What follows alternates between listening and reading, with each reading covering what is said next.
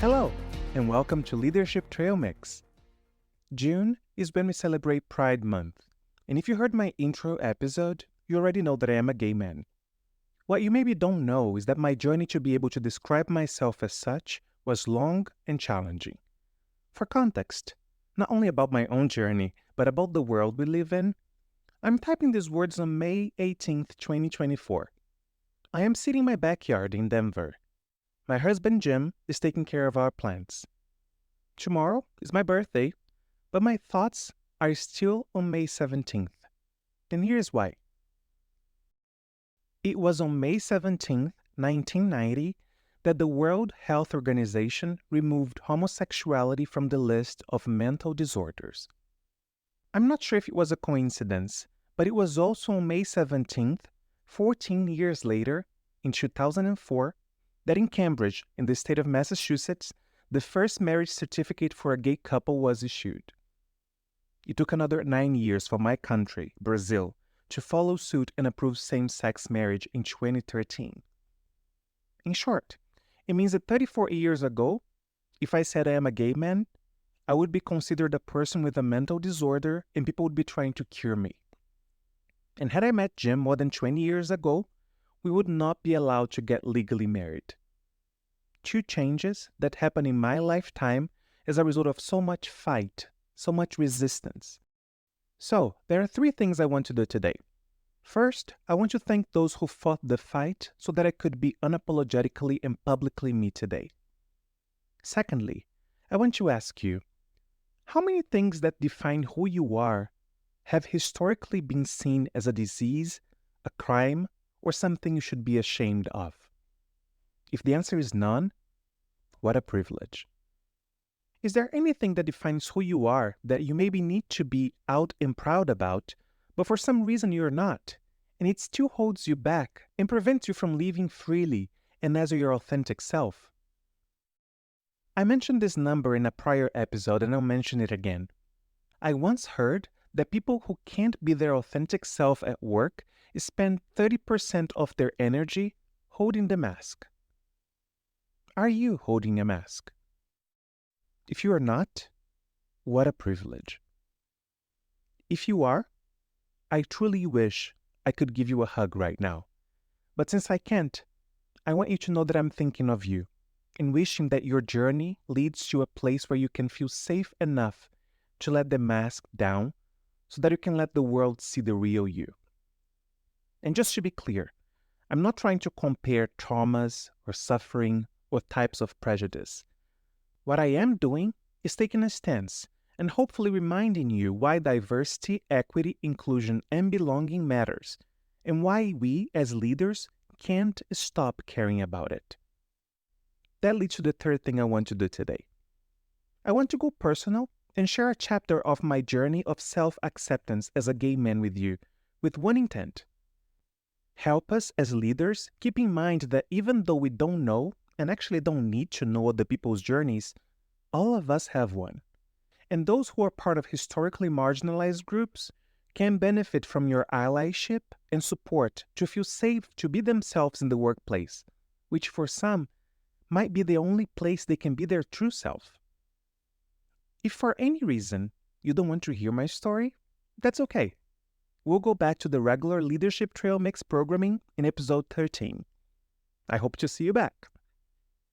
If you want to stick around and hear what I have to say, I really appreciate you and hope you can find value in it. So, I always knew I was different, but it took me a long time to understand what that difference was. I grew up in a very religious family, so once I realized what was the difference, I denied it and fought it with all I had. I was probably 28 years old when I first told someone I had been fighting homosexuality for a long time. He was a therapist, my first one, and supported me through a rocky path until I could take an important and vital step in my journey: come out to my family. After that therapist, there was another one, and also a psychiatrist, who helped me go through a severe depression that made my body stop accepting food as a way of, in my point of view, saying, if you don't make peace with yourself, I'll have to kill you. Well, thanks to medication and more therapy, I made it through, And here I am, talking to you. All of that happened around 10 years ago, but only in 2022, only 2 years ago. And a few months before getting married to Jim, I presented myself as a gay man in my workplace for the first time. One piece of this story that I think helps represent how hard my journey towards self-acceptance was is a dream. Yes, an actual dream I had one night before I came out to my family and that I described to them before telling them that I was gay. In that dream, I was in a hospital room going through surgery.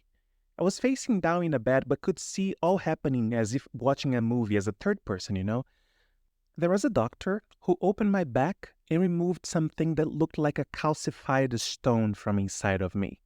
It had the size of a football. When she pulled it out and I could see closer, I saw that the stone was covered in sharp spikes. And crying, I asked the doctor, how come did I live with this spiky thing inside of me hurting me for so long and didn't die? And she calmly answered, these spikes are not real.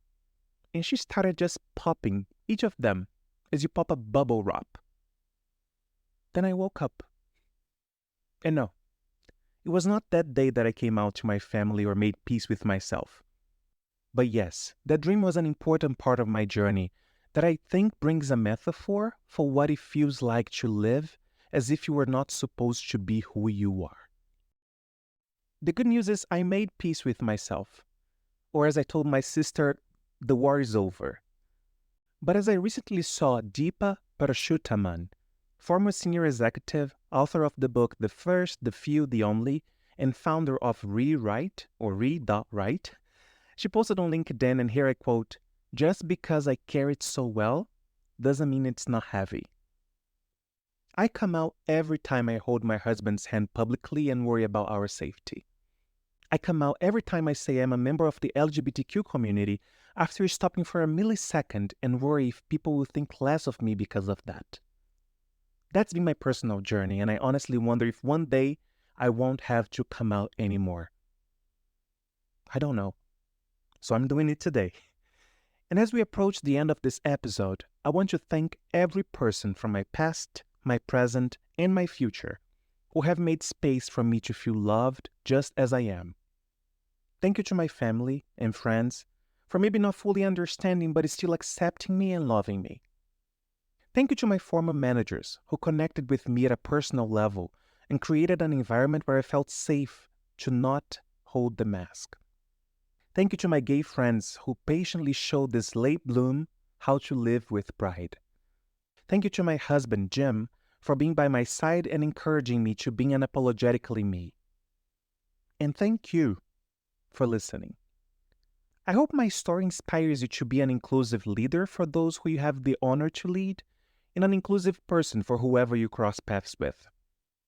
The call to action for today? I'll let you decide. But something tells me that there are people out there who maybe need to hear this episode either for their own benefit or for the benefit of those they interact with. So maybe the call to action is share it. If for no other reason, it will be an acknowledgement of Pride Month and a way to spread a message of inclusivity. That's all. Take care and talk soon.